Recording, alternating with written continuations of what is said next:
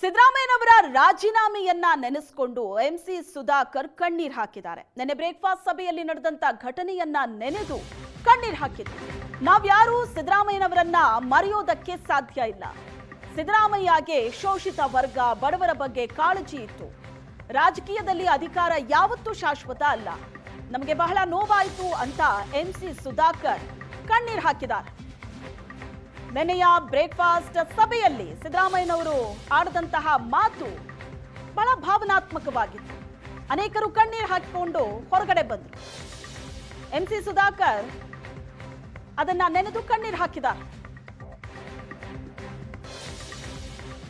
ಮಂತ್ರಿಗಳು ಕೆಲವರು ಅವರ ಗುಣ, ಅವರ ಆಡಳಿತ ವೈಖರಿ, ಅವರಲ್ಲಿ ಏನೋ ಒಂದು ಹಣಕಾಸು ಇಲಾಖೆ ನಿರ್ವಹಣೆ ಮಾಡಿರ್ತಕ್ಕಂಥ ರೀತಿ ಮತ್ತು ಸಮಾಜದಲ್ಲಿ ಶೋಷಿತ ವರ್ಗ, ಬಡವರ ಬಗ್ಗೆ ಅವ್ರಿಗಿದ್ದಂಥ ಕಾಳಜಿ, ಇವೆಲ್ಲ ಅವರ ಒಂದು ವ್ಯಕ್ತಿತ್ವದ ಗುಣಗಾನವನ್ನು ಮಾಡ್ತಕ್ಕಂಥ ಕೆಲಸ ಆಯಿತು.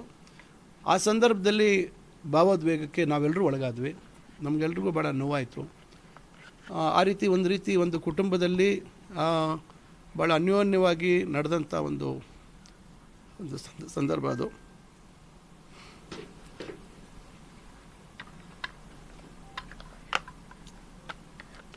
ಆ ರೀತಿ ಭಾವನೆಗಳು ಎಲ್ರಿಗೂ ಆಯಿತು ಅಷ್ಟೇ. ಅದು ಬಿಟ್ಟರೆ ಬೇರೆ ಏನಾಗಲಿಲ್ಲ. ಸಚಿವರು ಸಹ ಕಂಡಿದೆ ಇಲ್ಲ, ಎಲ್ರಿಗೂ ಭಾಳ ನೋವಾಯಿತು. ಆದರೆ ನಾವೆಲ್ಲ ರಾಜಕೀಯ ವ್ಯವಸ್ಥೆಯಲ್ಲಿದ್ದೀವಿ. ಅಧಿಕಾರ ಯಾರಿಗೂ ಶಾಶ್ವತ ಇಲ್ಲ. ಅದರಿಂದ ಅವರನ್ನು ನಾವು ಯಾವತ್ತೂ ಮರೆಯಲಿಕ್ಕೆ ಸಾಧ್ಯ ಇಲ್ಲ. ಉತ್ತಮ ಆಡಳಿತ ಖಂಡಿತ ಅವರನ್ನು ಒಂದು ಜಾತಿಗೆ ಸೀಮಿತವಾಗಿ ನಾವು ನಾಯಕರನ್ನಾಗಿ ನೋಡ್ಲಿಕ್ಕೆ ಸಾಧ್ಯ ಇಲ್ಲ. ಇಡೀ ಸಮಾಜದ, ವಿಶೇಷವಾಗಿ ಬಡವರ ಬಗ್ಗೆ, ಯಾಕಂದರೆ ಬಡತನದಿಂದ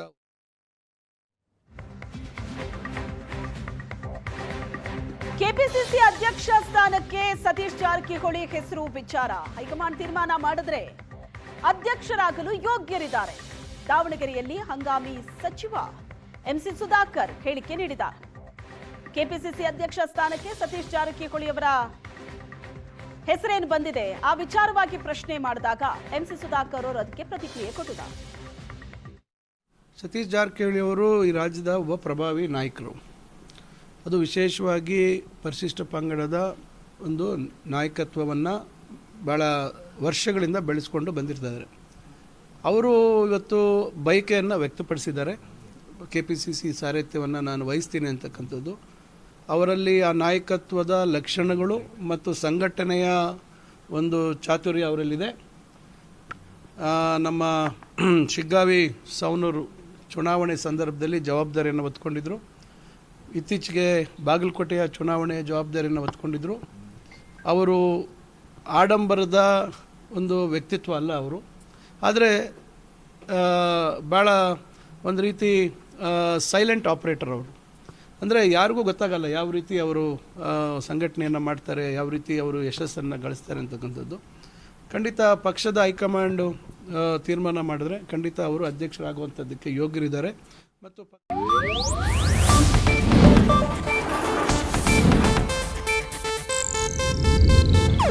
ಇದು ಏಷ್ಯಾನೆಟ್ ನ್ಯೂಸ್ ನೆಟ್ವರ್ಕ್ ಪ್ರಸ್ತುತಿ.